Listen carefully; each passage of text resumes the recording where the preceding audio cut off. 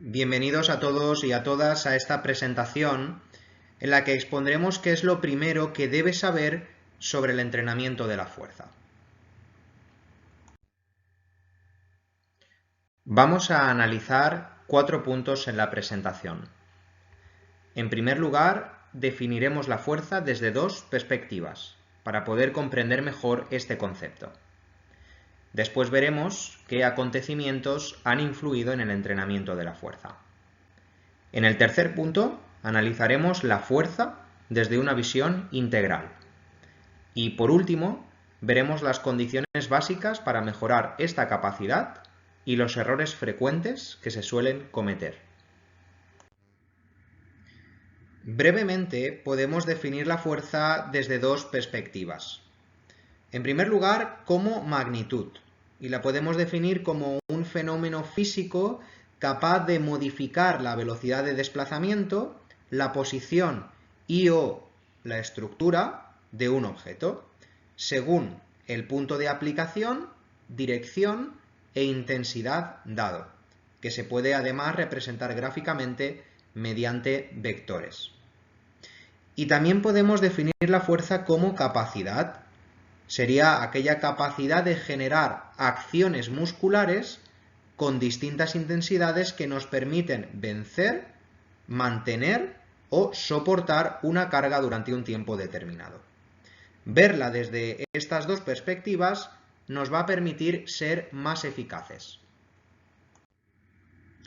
Veamos qué acontecimientos han influido en el entrenamiento de la fuerza. En la parte inferior de la diapositiva podéis observar 2 líneas cronológicas. La de la parte superior indica el año en que se popularizó aproximadamente en Estados Unidos un determinado método o el uso de algún implemento deportivo. Y la de la parte inferior indica el año en que se popularizó aproximadamente en España. En este sentido podemos destacar, por ejemplo, el pilates, el culturismo. Posteriormente, a medida que se abrieron gimnasios, se fueron incorporando a estos maquinaria innovadora para trabajar los 3 componentes del fitness o actividad física orientada a la salud, como serían las máquinas de cardio, las máquinas isotónicas y también espacios para trabajar la flexibilidad. También podemos destacar las incorporaciones de implementos como el fitball o el BOSU. Y por último, destacar el CrossFit y otros métodos de entrenamiento funcional como el cross-training, el paleo training o el bootcamp, entre otros. De estos, destacar el culturismo y el CrossFit como aquellos que posiblemente hayan tenido mayor influencia. Incluso a día de hoy seguimos arrastrando falsos mitos o modelos de entrenamiento antiguos. Por ejemplo, con referencia al culturismo, decir que aún en la actualidad muchas personas siguen rutinas de entrenamiento basadas y organizadas, como en aquella época, por grupo muscular, prestando mayor atención al que se quiere desarrollar sin tener en cuenta la funcionalidad. En el otro extremo nos encontramos las rutinas de los que practican CrossFit, un método de entrenamiento que parece totalmente opuesto al culturismo. Por ejemplo, estas rutinas que se basan en realizar solo ejercicios multiarticulares o, como se suele decir, funcionales. Veamos el tercer punto, la visión integral de la fuerza. Como hemos comentado, podemos verla como una magnitud física o como una capacidad deportiva. Como magnitud física tenemos que tener en cuenta diversos factores como, por ejemplo, la biomecánica interna. En este punto analizamos la disposición del músculo, su origen e inserción, así como la capacidad que tiene este para aplicar fuerza en todos los grados del rango articular. También tenemos la gravedad, una fuerza que nos afecta de forma diferente según nuestro peso corporal o la posición en la que nos encontremos. Por ejemplo, si estamos de pie, tumbados o colgados en una barra, por ejemplo. También hay que tener en cuenta la gravedad si estamos en nuestro entrenamiento realizando saltos o generando algún tipo de impacto, como correr. Todos estos impactos debemos tenerlos en cuenta porque tienen un efecto sobre nuestras estructuras corporales. O, por ejemplo, dependiendo del ejercicio, la fuerza de la gravedad puede tener un efecto de compresión o descompresión de nuestros discos intervertebrales, como sería el caso de la dominada. Este ejercicio nos ayudará a descomprimir estos discos gracias también a la acción de la gravedad. O, en contraposición, un press de hombro vertical tendrá el efecto contrario, un efecto de compresión de estos discos. Esto es importante tenerlo en cuenta para evitar lesiones. Otros factores serían el tipo de ejercicio y el equipamiento que vayamos a utilizar. Decir que no todos los ejercicios tienen el mismo efecto a la hora de desarrollar la fuerza. Por ejemplo, en una sentadilla con multipower, al ser un movimiento guiado, requiere una menor capacidad de estabilización que una sentadilla de arranque. Por ejemplo, además, el centro de gravedad en ambos ejercicios es diferente.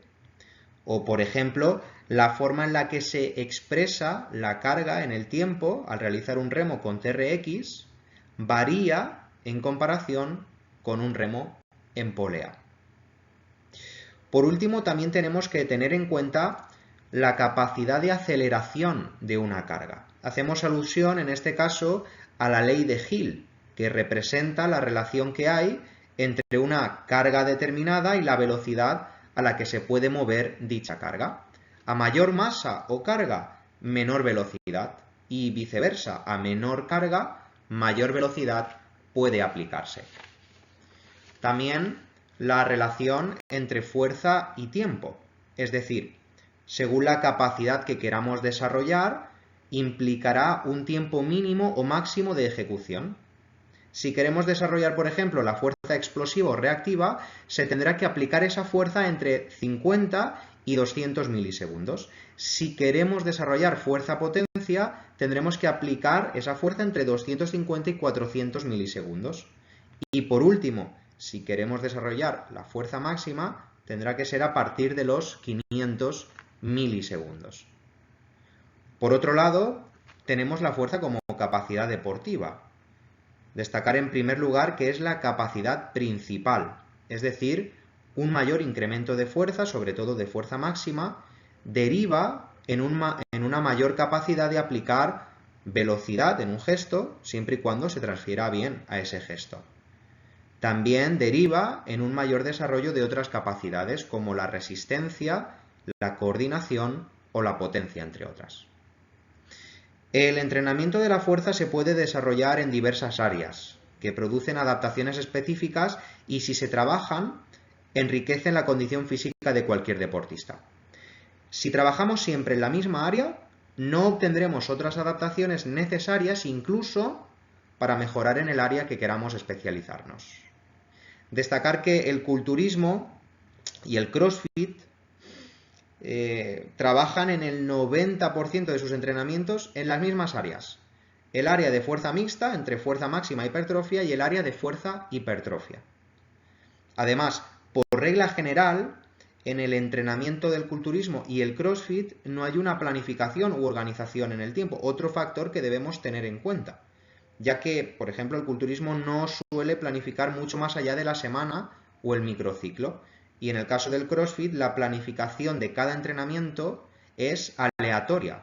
No tiene una organización en el tiempo basada, por ejemplo, en el desarrollo de cada una de estas áreas. Vamos al último punto.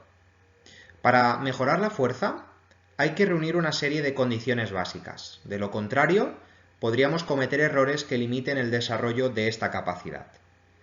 La primera es tener un rango óptimo de movimiento que nos permita realizar eficientemente los ejercicios funcionales. Normalmente se incurre en el error de realizar ejercicios con movimientos parciales que no involucren todo el rango óptimo de movimiento, y esto limita la producción de fuerza. Por otro lado, es necesario desarrollar estabilidad en la zona media y también en la cintura escapular y pélvica. Otro error que se suele cometer es trabajar poco los músculos tónicos o estabilizadores en proporción a los músculos fáscicos o principales movilizadores. Además, para mejorar la fuerza hay que seleccionar cada implemento o equipamiento en relación a la biomecánica interna. Sin embargo, se suele usar cargas excesivas en ejercicios analíticos o monoarticulares, cuya producción de fuerza está limitada. En cuarto lugar, hay que obtener todos los beneficios de las áreas del entrenamiento de la fuerza trabajándolas.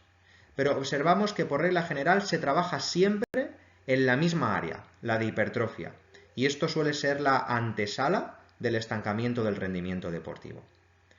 Por último, realizar la ejecución del movimiento a la velocidad específica según el objetivo deportivo también nos ayudará a mejorar la fuerza.